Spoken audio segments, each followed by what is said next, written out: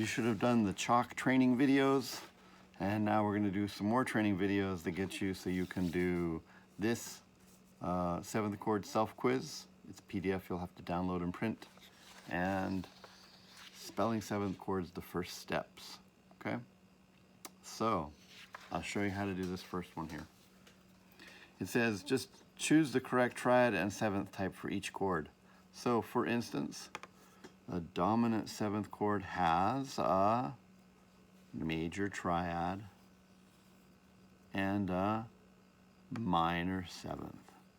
You know all this from previous videos and the training we did with the chalk on the floor.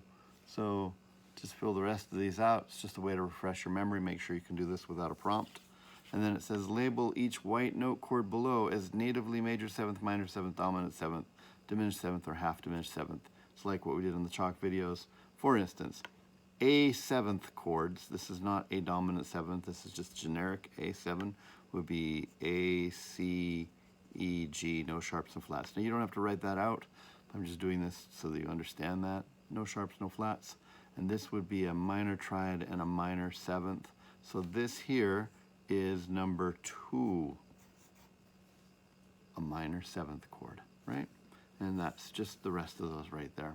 Shouldn't take you very long. It's just another way of taking what you did in the chalk videos and making sure that you have this clear in your head. Okay? Do that, and then you will follow the assignment guide to either upload it or mark it. All right, now, here's another 2-page worksheet that you should download. It's called Spelling 7th Chords, the first steps. It's going to take us through sort of a flow chart of how to do this, okay? So let me go through this first.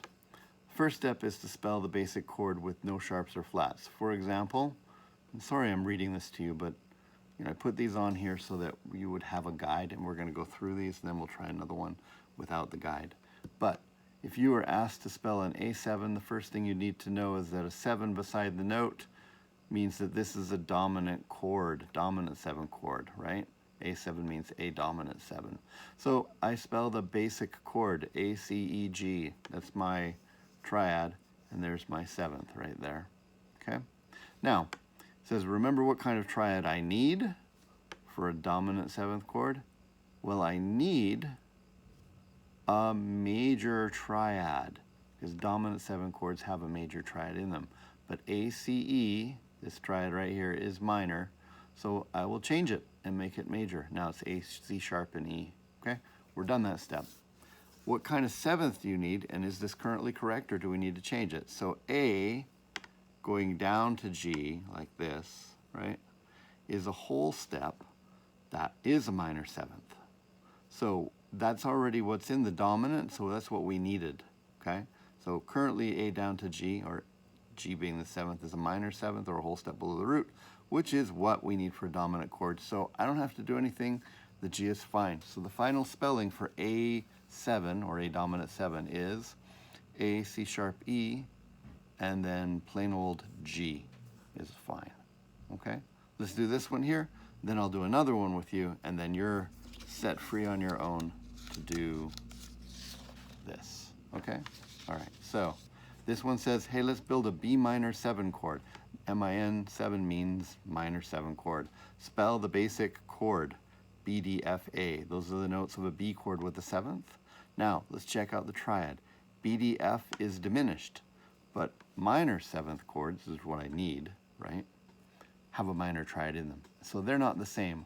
So I have to change this triad into a minor triad, and I do that by going B, D, F sharp, raising the 5th. So now my triad is correct for this kind of 7th chord. Now I go and look at my 7th, which is B going down to A, right? And that's a whole step, which is a minor 7th, okay? And coincidentally, minor 7 chords, which is what I'm trying to spell, well, they have a minor 7th, and that's what we have, so we're good. We don't need to change this A in any way, okay? All right, so we reassemble. B, D, F sharp is the minor triad, and plain old A from B up to A is your minor 7th, and this is a B minor 7th chord. All right, now, you think we're gonna do this one, but I'm going to leave that one for you. Let's try this one right here and see if we can go through. So D dim 7 means D diminished 7, right? Hope you know that. I'm not going to write it out again. You don't have to either, but you need to be able to interpret that. So the basic notes of a D chord with a 7 are D, F, A, and C, right? This is my triad. That's my 7th from root to that note right there, okay? So first off, I need to say, well, what kind of triad do I have and what do I need? Diminished 7th chords, if you'll remember from all the anatomy work that we did, have a diminished triad in them. So I need diminished. You don't have to write this in here, but I'm doing it so that you have a reminder, and you could write them if you don't want to put it in your head. DFA is minor, so they're not the same, right? I need a diminished, but this is minor, so I make it diminished by going D, F, A flat is diminished triad, okay? That's my new spelling. Now I go and look at this and I say D going down to C, because that's my root and my 7th, and I'm just going in the other direction, so it's easy to measure, is a whole step, right? You can just say that in your head, but that means that it's a minor 7th, right? And the diminished chord that I'm looking for has a diminished 7. That's what I need. This is what I have, that's what I need. I need this not to be 1 whole step, but 1.5 whole steps. So I do that by lowering that right there. So the answer is C flat, because if I have my D and I have my C, and that's a minor 7th, because it's a whole step down, but I need a diminished 7th, I need it to be 3 half steps down. I'm going to have to push this one down further. So I'm going to go C flat. Now I just reassemble.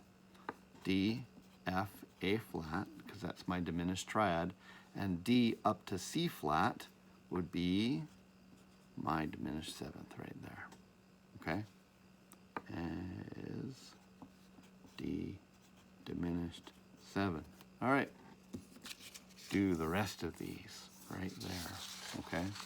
There will be an answer key up, and you check your work so that you can see if you're doing it right, and then you'll report on that.